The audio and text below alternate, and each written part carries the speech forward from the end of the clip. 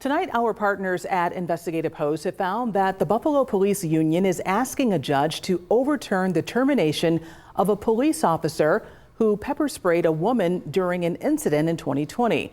The officer was fired for excessive force and making false statements. Joining me here in studio is investigative reporter Bruce Rushton, who was following this story closely. What are the full details of what happened to that officer and that woman in that video we just saw? Well, what happened was the police were called to an address, and the initial call indicated there was a gun present, which expedites the response, and understandably so. While Officer Murphy was en route, the dispatcher informed police that in fact there was no gun present, and so the officer got out of the car and by all appearances jumped to the conclusion that the woman who he pepper sprayed had called the police and falsely said that there was a gun present.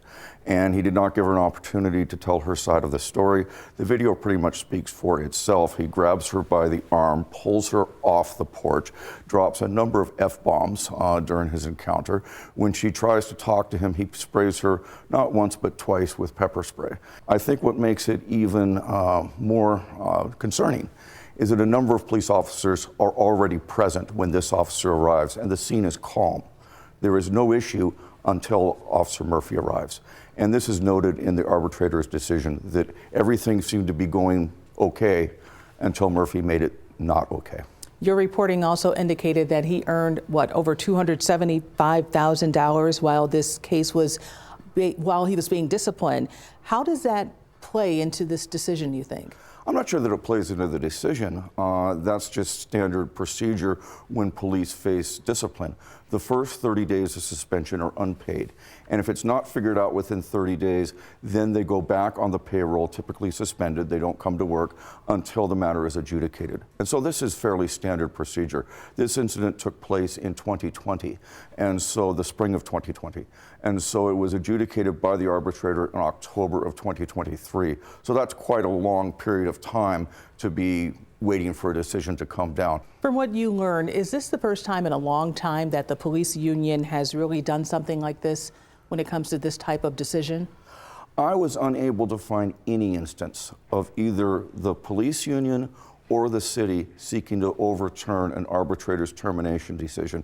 And I used the online court records from Erie County Supreme Court, where these decisions are usually appealed if there's going to be an appeal.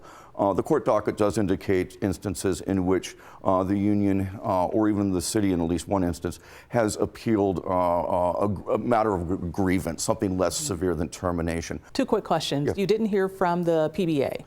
No, I did have a brief email exchange with a lawyer from the PBA, and he declined comment on any substantive in any substantive way. And what about this woman that we saw in the video? I guess we can't ignore her. Did she ever file any type of lawsuit or anything? She did not file a lawsuit, and I was unable to find her. I had a telephone number for her that has been disconnected. I went to her last known address, and she no longer lives there. I would very much like to talk to her to get her side of the story and see what she would have said to the police officer had she been afforded an opportunity to do so. Interesting case, and the body cam footage says so much. Bruce, from our partners at Investigative Post, thank you so much for joining us on the 5:30 today. Thank you.